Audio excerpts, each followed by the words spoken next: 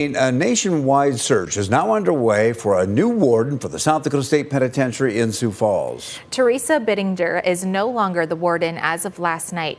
KELOLAND's Julia Lynn shares what we know so far and recaps events leading up to her removal. On Monday, the Department of Corrections briefed the legislature's Government Operations and Audit Committee about contraband found during a nearly month-long lockdown at the men's state prison in Sioux Falls. Among the things correctional officers found were various sharp items like tweezers, sharpened tools, and a homemade tattoo gun. The committee then went into a closed-door session with Secretary Wasco and other State Department of Corrections officials for more than an hour. Following the meeting on Tuesday night, the Director of Prisons, Amber Piraglia, emailed employees saying Teresa Bittinger was removed as warden of the Sioux Falls complex immediately.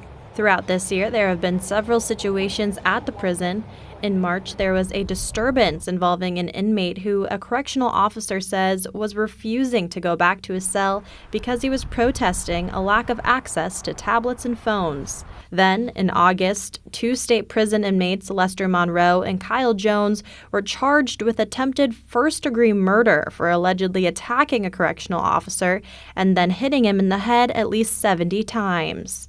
Most recently, just this month, the lockdown at the state penitentiary and Jamison Annex that began on September 15th ended on October 2nd. However, the DOC says the lockdown was not in response to a fight or an assault. In Sioux Falls, Julia Lynn, KELOLAND News. Director of Prisons Amber Piraglia will serve as the interim warden for now. Before Bittinger was removed, Dan Sullivan served as the warden for less than 2 years from 2021 to 2023. Before him was Darren Young from 2013 to 2021 and was fired during Governor Kristi Noem's internal review conducted by the South Dakota Bureau of Human Resources.